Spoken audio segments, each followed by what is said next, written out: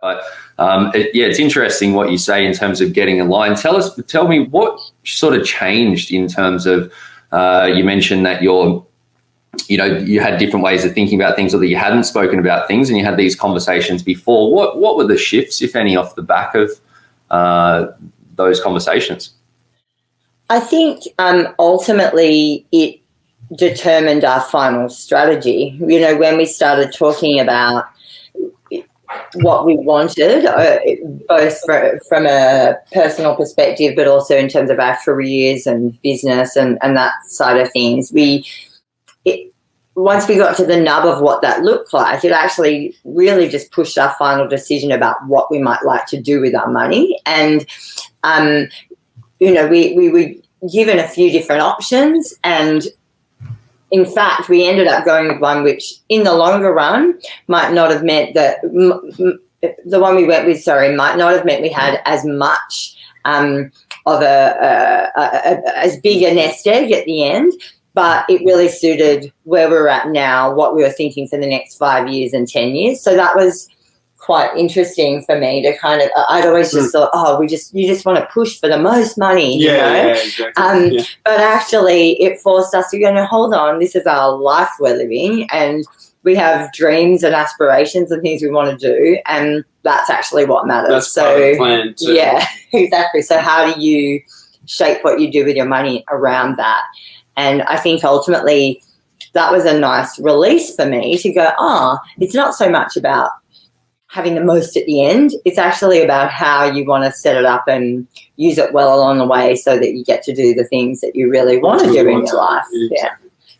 That's right. Yeah, I think that you making sure that you can live the lifestyle while you get the financial outcomes that you want, and finding that balance is really key. But it's actually because we've got these financial modeling tools where we can sort of project ahead. We always know it's super easy. The best strategy is go borrow as much money as you can and then go and invest that money. But that's unlikely to be the best strategy for anyone, because you've got to be able to sleep at night and live the lifestyle that you want along the way without the pressure. And then there's also an element of, I think, like how hard do you actually need to push? Because I think we often underestimate what's actually possible, whereas when you see the numbers, even using some conservative assumptions around share market growth or property market growth, then you realize that that power of compounding interest actually has a massive impact over time.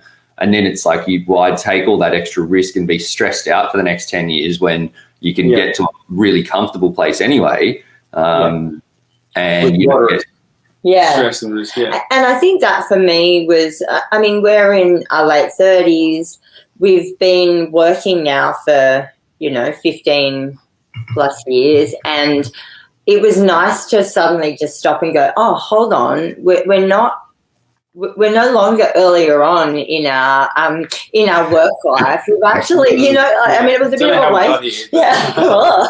But it was a bit of a wake up call of, actually, we're going to be okay. I hadn't really let myself believe that. As crazy as it sounds. And I think for me, that was really nice. It actually took a big weight off my shoulders to be able to say, you know what?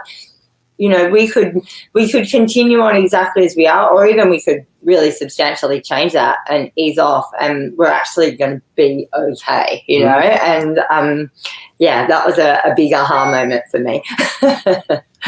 Yeah, it's amazing.